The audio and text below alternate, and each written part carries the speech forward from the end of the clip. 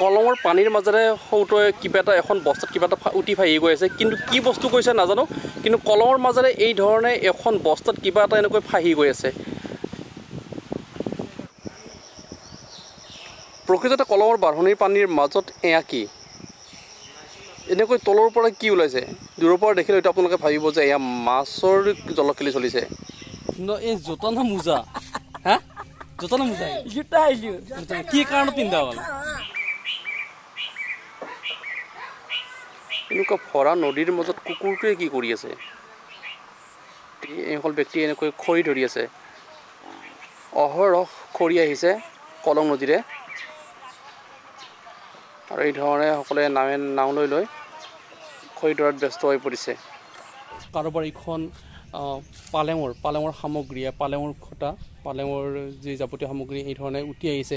কিছুমানৰ সপোন এই ধৰণে ভাঙি চিঙি চুৰমাৰ হৈ উটি আহিল, আৰু কিছুমানৰ সপোন বাস্তৱ ৰূপ ল'লে, যেন সপোন এটা আছিল খৰি ধৰিম বাৰিষা, আৰু এই ধৰণে প্ৰত্যেকে খৰি ধৰি ওপৰত থৈ দিছে। কিন্তু মূল্যৱান সামগ্ৰী, এয়া ধৰণৰ মূল্যৱান সামগ্ৰী কাৰোবাৰ হয়তো ঘৰ ঠান বন্ধ হৈ গৈছে, উটি ফাহি গৈছে। এইসকল নৈপৰীয়া অঞ্চলৰ মানুহে যে এয়া খৰি ধৰিছে এয়া নতুন কথা নহয়। পূৰ্বৰ তুলনাত এইবাৰ অধিক খৰি ধৰিছে। পূৰ্বত হয়তো 2-এডাল খৰি ধৰিছিলে, উটি অহা কলমেৰে, এনেকৈ কলমেৰে উটি অহা 2-এডাল খৰি হয়তো ধৰিছিলে, কিন্তু এইবাৰ অজস্ৰ খৰি এইসকল ব্যক্তিয়ে ধৰিছে। কাৰণ এইবাৰ যি চুনামি, এইবাৰ যি ৰেমালে যি ধৰণে উপদ্ৰৱ কৰিলে, ৰেমালে যি ধৰণে ধ্বংসস্তূপত পৰিণত কৰিলে অসমৰ ভিন্ন প্ৰান্ত, তেনে সময়তে কিন্তু কি হৈছে, গছ গছনি, মানুহৰ ঘৰ দুৱাৰ বা দোকান পোহাৰ বজাৰ বিভিন্ন ধৰণৰ যেতিয়াই যাকে যেনেকৈ পায় তেনেকেই এই ৰেমালে কিন্তু উটুৱাই লৈ আহিছে, এই কলমেৰে হওক বা বিভিন্ন নদ নদীৰে। আৰু এই আমাৰ যিটো কলং, আমাৰ ডিমৰীয়া অঞ্চলত, ডিমৰীয়াৰ মালৈবাৰীৰ মাজেৰে বৈ যোৱা যিটো কলং, আৰু এই কলমেৰে উটি অহা খৰিসমূহ আমাৰ অঞ্চলৰ এই ব্যক্তিসকলে এনেকৈ বৰ্তমান ধৰি আছে। কিন্তু এটা কথা চাব লাগিব, এই নৈপৰীয়া অঞ্চলত যিসমূহ কণ শিশু আছে, ল'ৰা ছোৱালী আছে, সিহঁতে পানীক ভয় নকৰে। পানীৰ মাজত যি ধৰণে ভেল বা নাৱেৰে পানীৰ মাজলৈকে গৈ নাও চলাই থাকে, আচৰিত পাব আপোনালোকে দেখিলে। মই দৃশ্যটো অকণমান দেখুৱাই ল'ব বিচাৰিছোঁ, কি ধৰণে আচলতে পানীৰ মাজত ভেল চলাই আছে, অকণমানো ভয় নকৰে।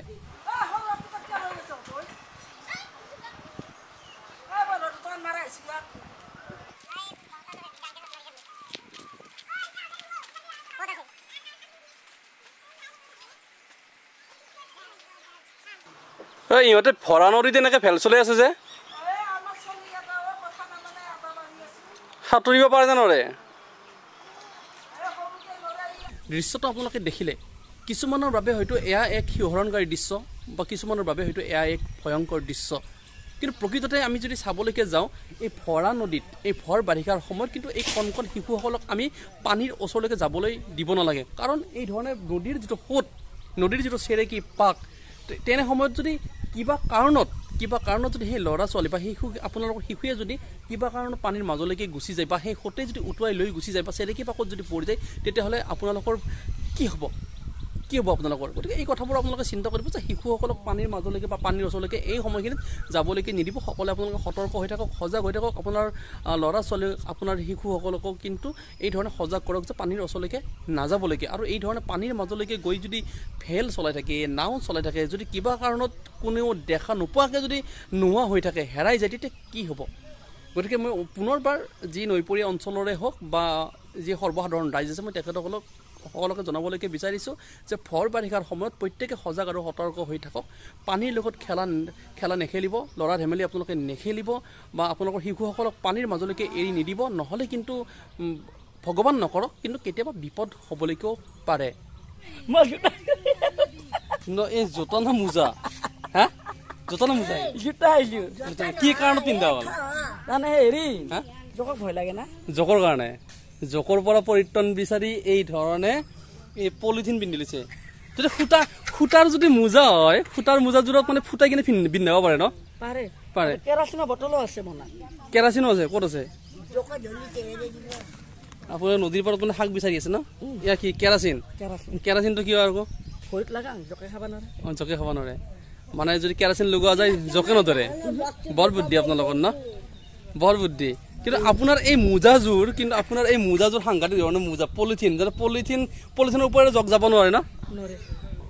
তামাম মাথা মাৰি অকল ব্যক্তিয়ে খৰি ধৰি আছে আৰু গৃহস্থনী চাহ পানী বিস্কুট যোগান ধৰি আছে, মালিকে খাই আছে আৰু এইসকলেও পানীৰ পিয়াহত তামাম মৰি আছে, পানী খাই আছে ৰ'বক, পানী খাই আছে। কিন্তু কি কৰিছে চাওক, এয়া নৈৰ পাৰে পাৰে ঢেকীয়া চিঙি চিঙি লৈ আহিছে। এয়া নিভাজ ঢেকীয়া, ইয়াৰ কোনো ৰাসায়নিক সাৰ নাই, নিজে নিজে হোৱা, কোনো সাৰৰ প্ৰয়োজন নাই, গোবৰ সাৰ নাই, জৈৱিক পদ্ধতিৰে হোৱা নাই, মাটিৰ গুণত হোৱা ইয়াত ঢেকীয়া। আৰু যি ধৰণে মোজা পিন্ধি নদীৰ পাৰলৈকে আহিছে, গতিকে সেয়া মোজা দেখাৰ পিছত আপোনালোকে ভাবিব যে ভৰিত কি ধৰণৰ মোজা লগাইছে। চাওক এয়া মোজা পিন্ধি আহিছে, এয়া মোজা ভৰিত এয়া মোজা লগাইছে, কেৰাচিনৰ বটল চটল লৈ আহিছে, কেৰাচিনৰ বটল। আৰু মোবাইলটো মেইন, মোবাইলটো পলিথিনত ভৰাই লৈ আহিছে এই ধৰণে, যাতে পানী নোসোমাই নালাগে। মোবাইল বৰ বুদ্ধি আপোনালোকৰ ন, বৰ বুদ্ধি। নৈপৰীয়া অঞ্চলৰ মানুহ। আপুনি কি কি আনিছে চাওঁ চব, কি কি? মানিমুনি, মানিমুনি ঢেকীয়া আৰু তামোলৰ টোপলাও আছে। তামোল মেইন নাকি? তামোল মেইন। মুঠতে মোজাযোৰ তামোল লাগি আছে, কিন্তু তামোল লাগিছে মোজা, হয় তামোল বহুত। নৈপৰীয়া অঞ্চলৰ মানুহৰ বিভিন্ন ধৰণৰ ব্যৱসায় থাকে। এইসকল নৈপৰীয়া অঞ্চলৰ মানুহ আৰু এইসকল ব্যক্তিয়ে যথেষ্ট কষ্ট কৰি চলে। নদীত যিটো সময়ত মাছ পৰে, মাছ ধৰি জীৱিকা নিৰ্বাহ কৰে, বা যেতিয়া পানী শুকাই যায় তেতিয়া আকৌ বেলেগ ধৰণৰ ব্যৱসায় এটা আৰম্ভণি কৰে। নদীত যেতিয়া পানী বাঢ়ি আহে তেতিয়া এইসকল ব্যক্তিয়ে ভয় চয় অকণো নকৰে, পানীৰ মাজলৈকে নাৱেৰে গৈ খৰি উঠাই, খৰিবোৰ আনি পাৰত এনেকৈ দম কৰি থৈ দিয়ে। আৰু এতিয়া কি কৰিছে, দুপৰীয়াৰ সাজটো খাবৰ কাৰণে বা বজাৰলৈকে লৈ যাবৰ কাৰণে ঢেকীয়া ছিঙি আনিছে। মুঠতে ব্যৱসায় মেইন। নৈপৰীয়া অঞ্চলৰ মানুহৰ যিকোনো এটা ব্যৱসায় থাকে, আৰু কোনোদিন কোনো ধৰণৰ মানে কষ্ট কোনোদিন তেখেতসকলে অনুভৱ নকৰে, যে যথেষ্ট কষ্ট হয় অনুভৱ নকৰে। কিন্তু এখেতসকলৰ যথেষ্ট আপত্তি থাকে।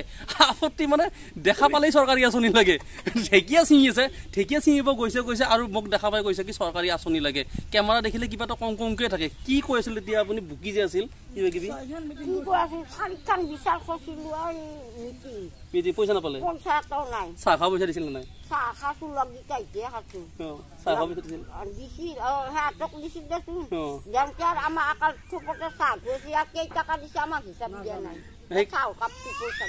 বাদ দি মুঠতে সিগিলা বাদ দি, আৰু এতিয়া ঢেকীয়া মেইন, ঢেকীয়া ছিঙিব লাগে নাকি?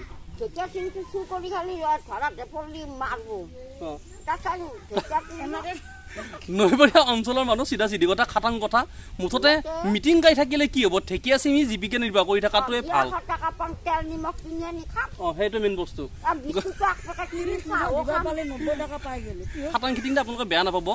মিটিং গাবলৈকে গৈছে, পইচা নাপালে, সেইকাৰণে খং উঠি চালা ঢেকীয়া ছিঙি আছে, 100 টকা 150 টকা যি পাওঁ তেল নিমখ খাওঁ।